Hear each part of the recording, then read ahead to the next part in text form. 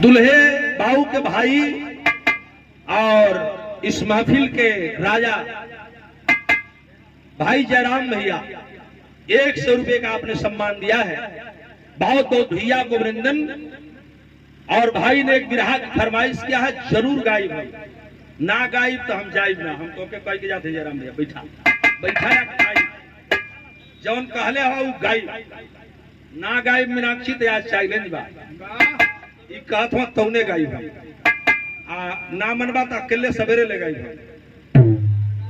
बाकी गाइब।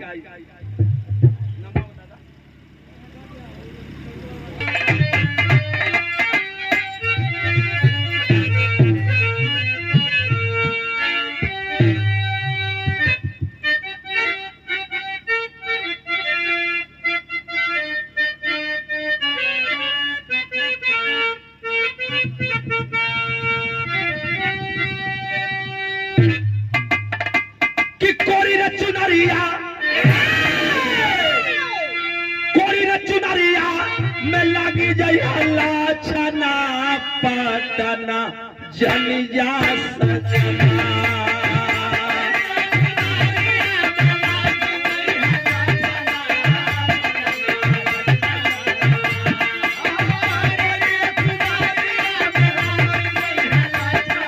भाई दिखाई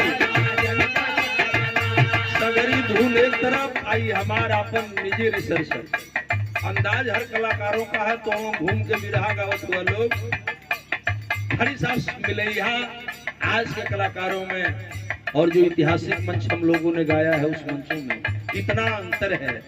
बिरहा का धुन कितना निखा कोरी रे चुनारिया में लागी जाई हला छना पटना चली जा सजना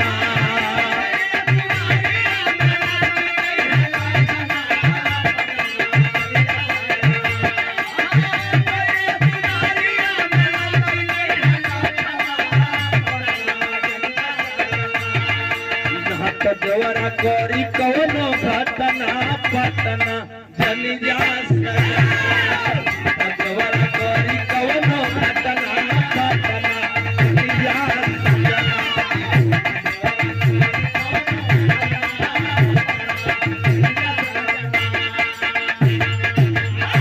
भैया जैसे आज की महफिल सजी है, माता बहन बैठी है, बेटियां बैठी हैं, इधर बारात के मालिक बैठे हैं, दुल्हे बाबू मंच पर हैं। ठीक यही तरह एक थे बियाह का दृश्य हम करे दिमागवा में नाचत है छेला ले दो मीनाक्षी तनी गौर से सुनिहाई बियाह के कर है कि 15 बरस की रहली जैसे आज हमरे बाबू दुल्हा बाबू का बियाह होता है, बिटिया रानी के बियाह होता है, ऐसे ही एगो बियाह है धरती पर ऐतिहासिक भइल जिसको दुनिया गुणगान करती है। कौन बियाह रहल तनी गौर करब सब है आप लोग कि 15 बरस की रहली, अरे 15 बरस की रहली भीम का उमरिया सिरवा सोह से हरा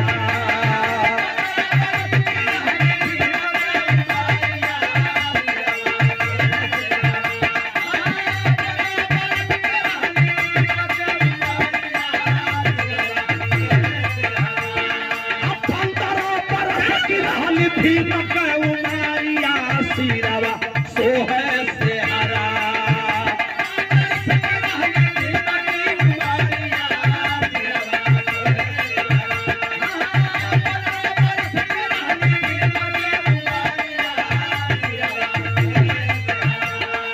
बाबा साहब चलल ससुररिया सिरवा सोह से हरा बाबा साहब चलल ससुररिया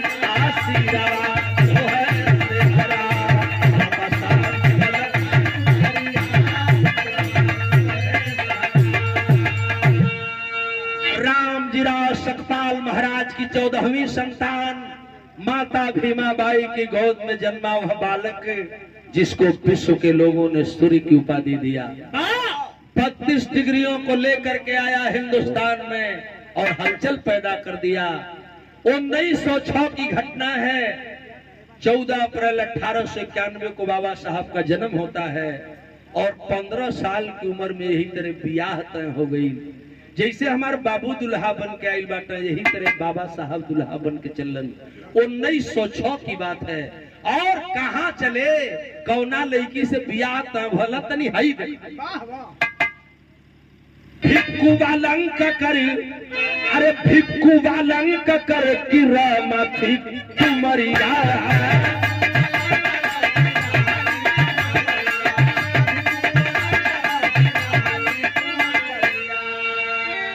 रहली गरीब कर कूली का नौकरिया।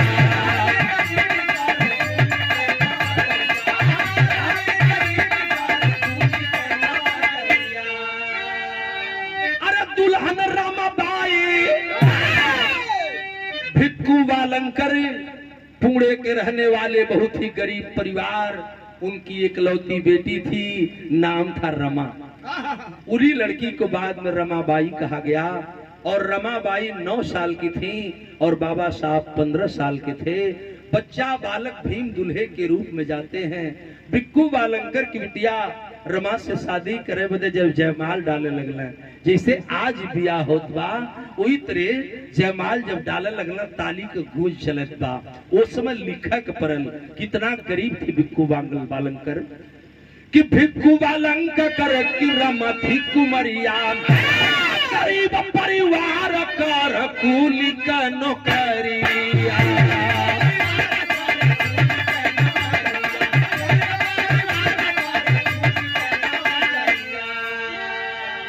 दुल्हन रमाबाई, अरे दुल्हन रमाबाई 9 साल का उमारिया। सिरावा सोहे से हरा।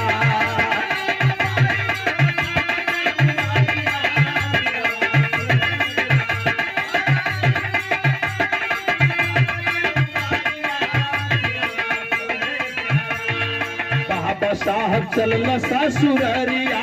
सिरावा सोहे से बाबा साहब चलना ससुररिया। सिरावा सोहे बाबा साहब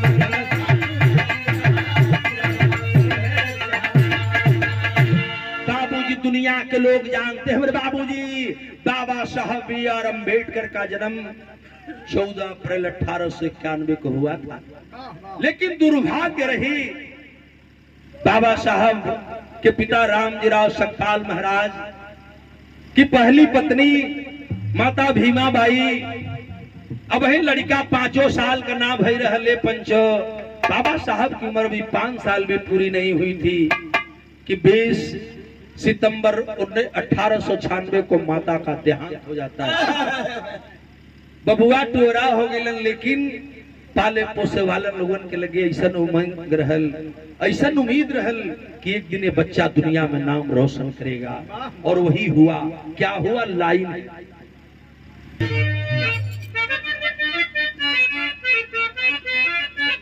कि 20 दिसंबर 96 रामश्री बाबू 14 अप्रैल 1891 को बाबा साहब का जन्म हुआ था। और घटना कितनी बड़ी घटी कि 20 सितंबर 96 के माई मरी गई।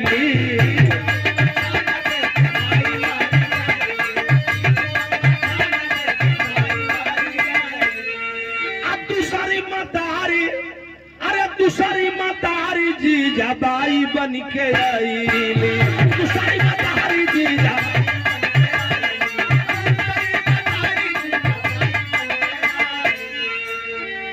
96 में ही माता का साया बेटे के सर पे से उठ गया। पालन पोषण मौसी के हुआ। पिताजी बड़ा घबरा गए, बेटा अनाथ हो गया, मैं इसे पढ़ाऊंगा, विश्व में नाम करेगा, इसलिए इसे माता की जरूरत है। ये पंचो 2 साल खाली बीतर रहल।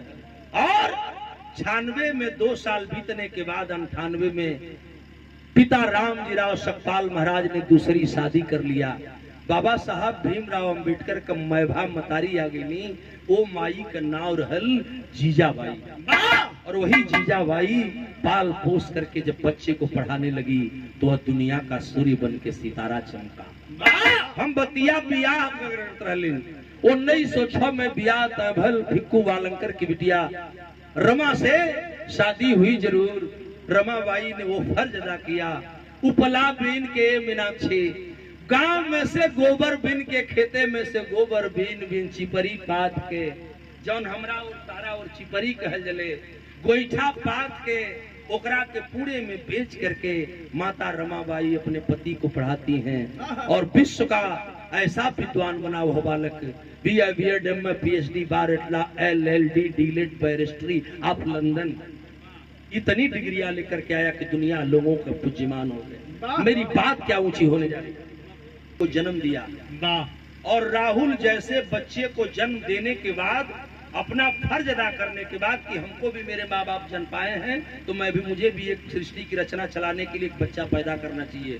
राहुल को जन्म देने के बाद अपने माँ बाप को छोड़ चले थे, लेकिन बाबा साहब भी आर अम्बेडकर इतनी गरीबी में रह करके पढ़ते हुए भी बाबा साहब के एक नहीं 5 संतानें हुई।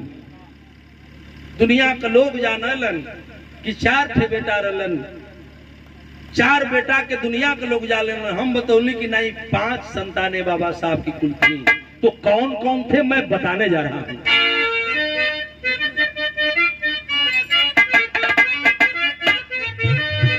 गंगाधर, अरे गंगाधर रमेश जसवंत राज रतन मवा, तू एक ठे बेटी रहली जानला जहाना, तू एक बेटी रहली जानला।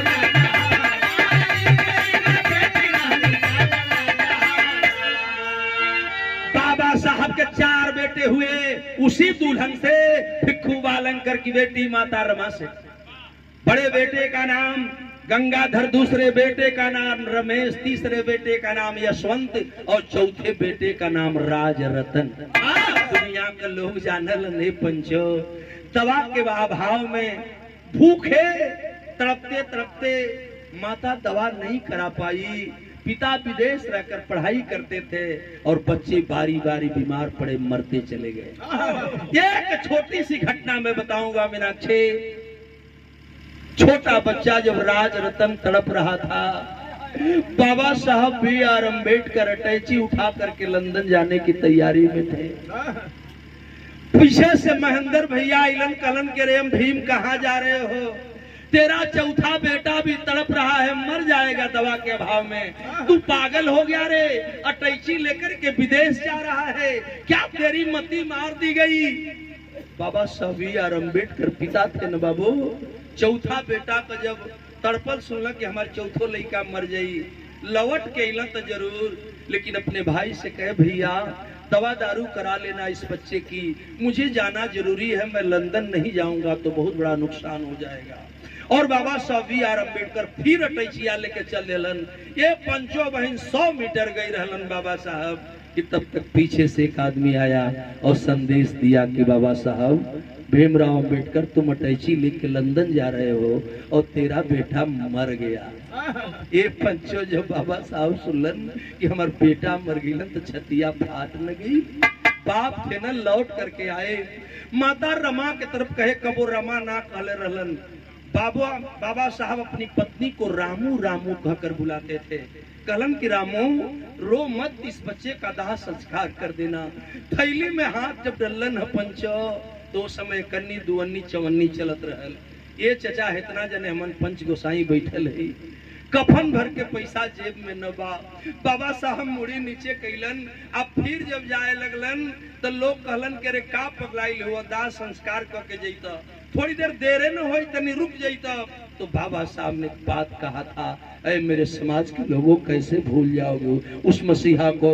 उन्होंने कहा कि नहीं, मेरे 4 बेटे में राज रतन भी मर गया और इस बेटे के दाह संस्कार के चक्कर में मैं पड़ूंगा तो एक बेटे की लाश के दाह संस्कार के चक्कर में भारत में बसने वाले करोड़ों बेटों का नुकसान हो जाएगा जो सर समाज के भाई हैं।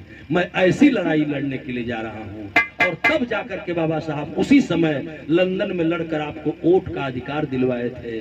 जौना वोट का अब हलचल रहा है और जो दशा हुई है वो आपके सामने है, मैं उस पर डिस्कस नहीं करूंगा, इसलिए कि मैं बिरहा गाने के लिए आया हूं, नेतागिरी करने के लिए नहीं आया हूं। तो मेरी एक बात जरा सा सुन लें कि मेरे भाई पढ़े लिखे साथी बैठे हैं इशारों में, क्या कि गंगाधर में से यशवंत राज रतन मवाम तू इकट्ठे बेटी रहली जानला जहाना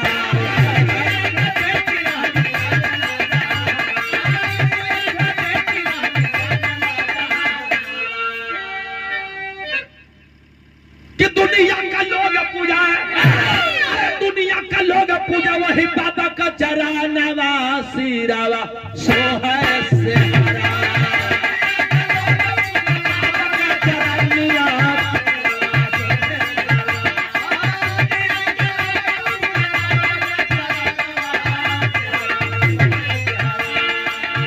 बाबा चलन ससुरिया सिरावा सो है से बाबा साहब चलन ससुरिया सिरावा।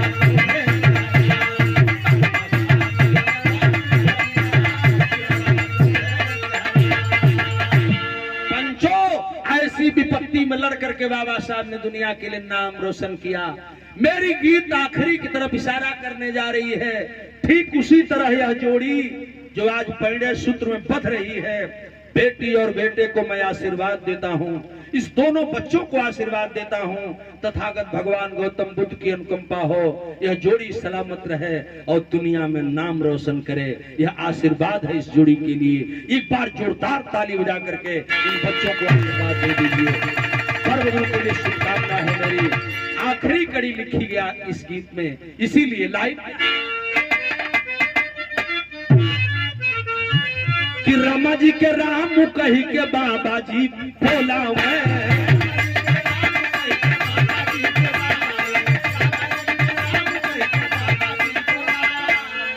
काया लाल जगलू याद गीतिया सजावा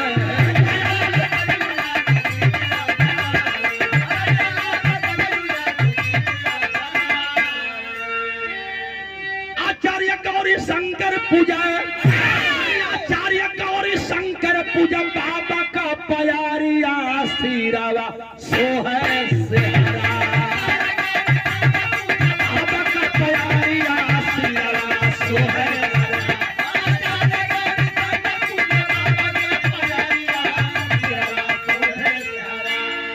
भीम बाबा चलल ससुरिया सिरावा सो है सेहरा बाबा साहब चलल ससुर